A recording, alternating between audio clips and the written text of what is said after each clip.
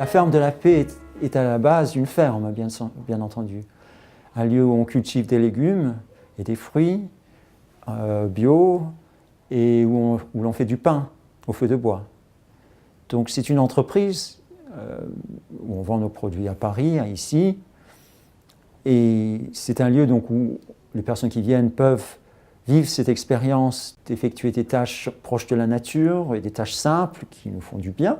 Pour compléter cette dimension-là de la ferme, il est nécessaire qu'il y ait un espace humain, un espace pour l'homme, un espace pour son questionnement. Parce que ce n'est pas suffisant d'avoir une relation avec la terre, avec la nature. C'est important que les hommes entre eux aient une vraie relation. Et la médiation humaniste, c'est cet apprentissage à découvrir que nous pouvons travailler, partager, vivre ensemble, non pas comme des étrangers. Car malheureusement, tellement souvent, des gens qui travaillent ensemble, qui vivent ensemble, peuvent être comme des étrangers.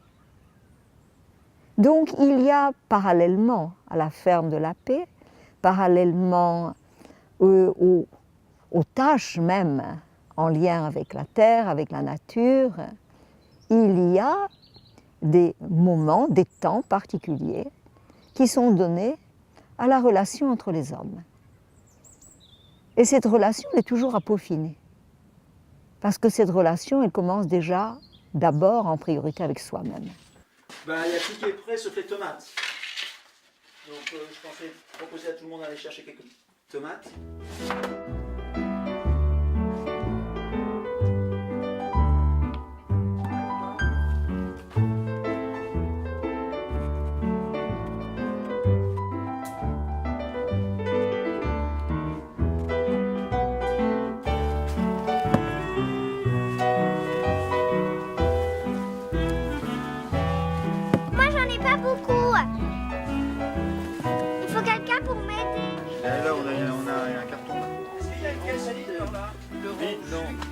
Je trouve que de pouvoir remettre les mains dans la terre, remettre les mains dans ce qui est essentiel, dans ce qui nous constitue finalement, en tout cas moi ça m'apporte quelque chose, voilà, ça m'apporte comme un ressourcement. Voilà, aller me mettre dans la nature, me mettre au vert, on a l'expression se mettre au vert, moi qui suis parisien, qui vis à la fois dans Paris, dans la banlieue, qui suis plutôt citadin, pouvoir aller comme ça une fois de temps en temps me mettre au vert, je trouve que c'est un bon ressourcement. Et quand on est médiateur, c'est très utile de pouvoir se ressourcer. Voilà. Et hop, je prends un semis. Tu fais tout seul. Je le mets bien en forme, comme ceci. Je fais un trou là, je vais lui faire un fer jumeau. Voilà, avec les doigts, ou un ou deux doigts. Il faut bien l'enfoncer, qu'il ne reste plus que le verre qui apparaît. Et après on rebouche. Et voilà, c'est tout.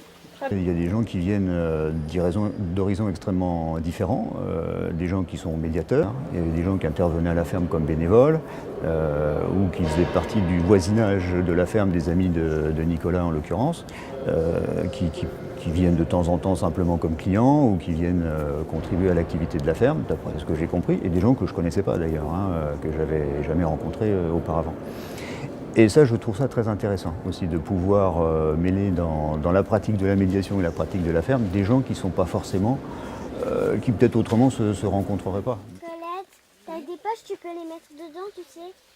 Ah, t'es pas bête. Mais...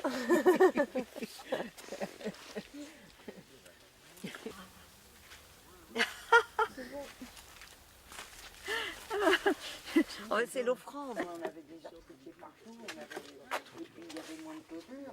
Ça c'est bon, ça c'est fait. Ah mais il y en a encore des tomates. Ça on peut les garder pour nous peut-être.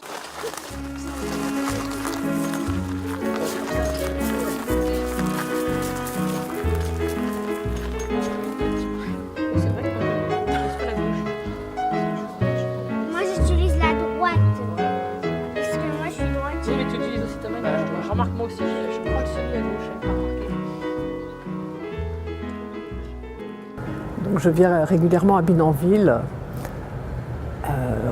pour des pauses qui sont très très précieuses pour moi. Et ce jour-là, je suis arrivée avec une douleur terrible, du décès de ma mère, une douleur que depuis 4 semaines j'étais incapable de gérer. Je me souviens d'avoir dit que j'avais mal, avoir donné une idée de ce qu'était cette douleur, c'est-à-dire d'avoir exprimé quelque chose que j'avais même pas conscience moi avant de le dire. C'est-à-dire que j'ai vraiment sorti quelque chose qui m'améliorait et je me souviens, j'étais très touchée de l'accueil des autres. C'est-à-dire que de comprendre immédiatement en regardant les uns et les autres que peut-être que perdre une mère, c'est quelque chose qui a un sens pour chacun. Donc, je ne parlais pas que pour moi-même, je parlais pour eux. Et c'est peut-être pour ça d'ailleurs que j'ai parlé, une fois on va passer la première phrase. Voilà.